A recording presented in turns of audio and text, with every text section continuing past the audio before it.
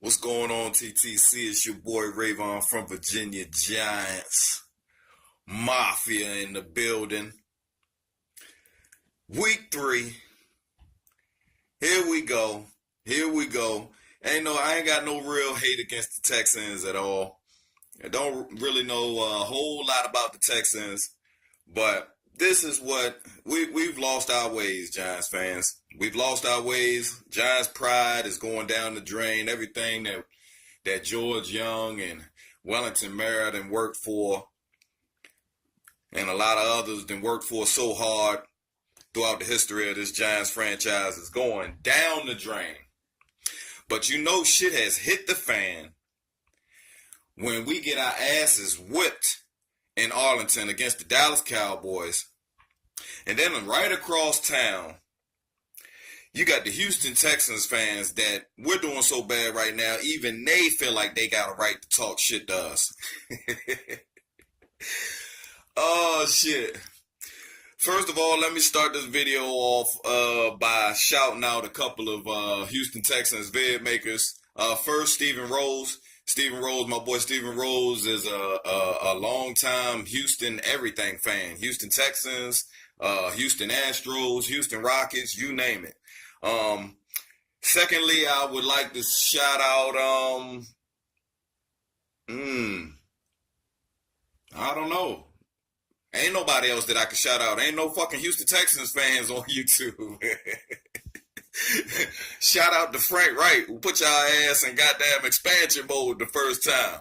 Shit. And ain't no Houston Texans fans on this motherfucker due to the fucking, in part because of the fact that the Houston Texans is straight ass. Ooh, what else? Titty. Ooh, what else?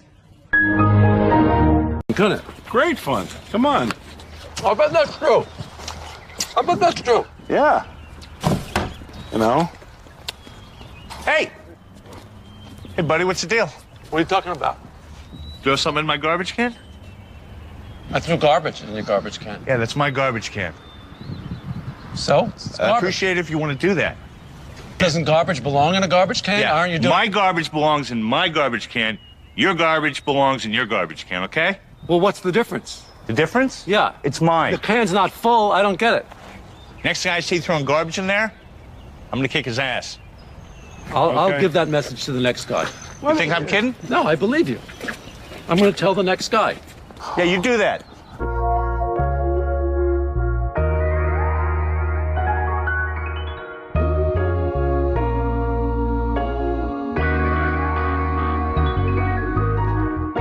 While the team putting numbers on the board, feel like I'm at the end of the bench, getting ignored.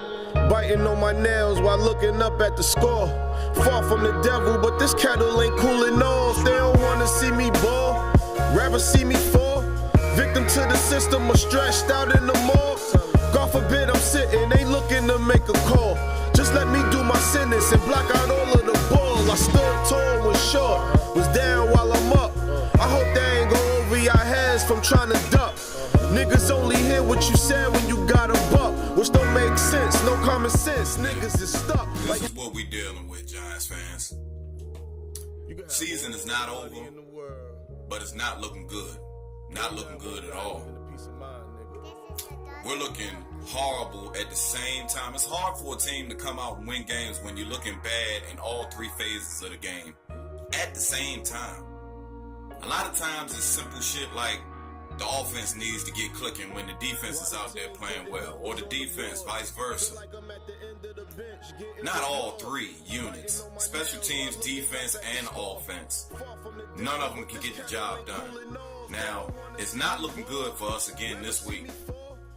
The reason why I say that is because Houston Texans started out their season 0-2, but they played 2 playoff teams from the AFC last year. And they lost by 1 score, both of those games. They played away, both of those games. This is their home opener. So we had to play the Dallas Cowboys in their home opener in that raggedy ass stadium. And then we got to play the fucking Houston Texans across fucking town in their fucking home opener, getting set up. On top of that, the Cleveland Browns won a fucking game last night. on Thursday Night Football. So that leads me to sit there and look at the fucking feed from my Bleacher Report early this morning and see that the team in the NFL who has the longest losing streak right now since the Browns won is the Houston Texans at 306 days or some shit like that. That doesn't bode well for us. Also, what doesn't bode well for us is the fact that we're playing against a running quarterback. In the first 2 games this year, Blake Bortles put up about 40-something yards rushing on us. Leonard Fournette was going to be on his way to over 100 yards if he'd have stayed in the game. But combined, TJ Yeldon and Corey Grant got about 100 yards rushing on us, along with the 45 yards from Bortles on that naked bootleg. Also, we got week 2 with Dak Prescott having 45 yards rushing against us, a running quarterback. We're going to have to get this together, man. We're going to have to figure out a way to keep these quarterbacks in the pocket. And that's the thing. If we can't keep them in the pocket, we're doomed from the beginning anyways. It really doesn't matter. When it comes to Eli and how I spoke about Eli, y'all already know we got 2 sides of Giants fans. One side of Giants fans that see it my way, and another side of Giants fans, well, 3 sides really. One side that feels we should have got a quarterback in the draft. But the other side is saying that it's the offensive line. Me personally, I just think that his game doesn't translate to this league very well at this moment. It's not a good, unless you're Andrew Luck. He can run though a little bit, but unless you're Drew Brees sitting back there in the pocket, Tom Brady sitting back there in the pocket, and they are sitting ducks, but they're sitting back there in the pocket and they can get rid of the ball. You look at Phillip Rivers can't run that well, but he has what Baker Mayfield has inside of him, that fire, that passion. And that's what we're lacking out there. I don't see any units out there when we're losing games on the sideline talking to each other, prepping each other up, getting each other, you know what I'm saying, pumped to go back in the game and get a stop, telling each other we need a stop, let's go. Somebody needs to make a play. I don't see it.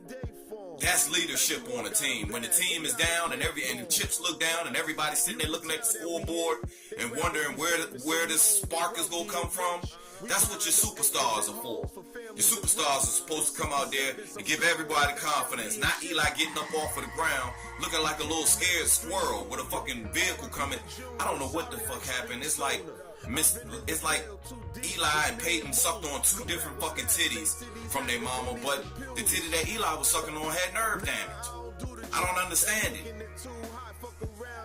He should have been on his way out the door, and we can clearly see that now. And let's not continue to sit here, and he's had a pretty good legacy with us. Let's not continue to sit here and ruin his legacy by allowing himself to embarrass himself out there when, quite frankly, you know, Sunday in and Sunday out, Eli doesn't have it Sunday in and Sunday out. He's not consistent enough to give us even 2 weeks of consistent football out there. So with that said, man, like I said, I expect for us to come out and give a way better effort, but I don't expect for the results to be different. You know, I didn't get involved with Hate Week this week, other than this right here, this little video, but you know, it's like I still, you know, do crow and everything like that, but I ain't got no real hate against the Texans like that. I'll save some hate, you know, for some real hate. I don't want to sit here and fabricate the shit and make it fake, man.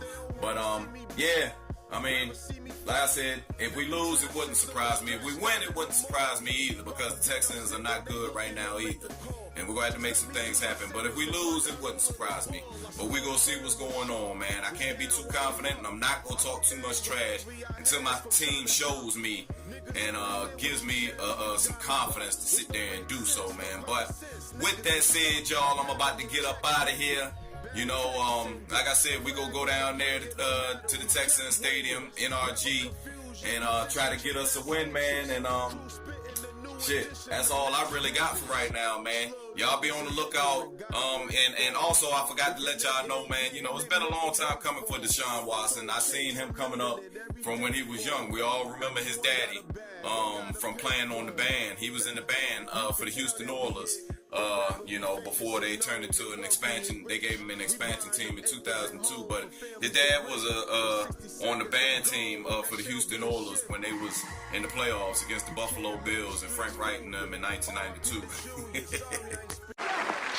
I got a special treat for you this evening. A young man that you all know is Joe the Policeman from the What's Going Down episode of That's My Mama.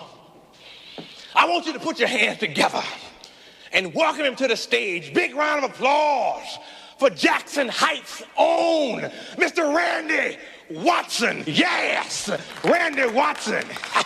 That boy is good. Good and terrible. And Reverend Brown.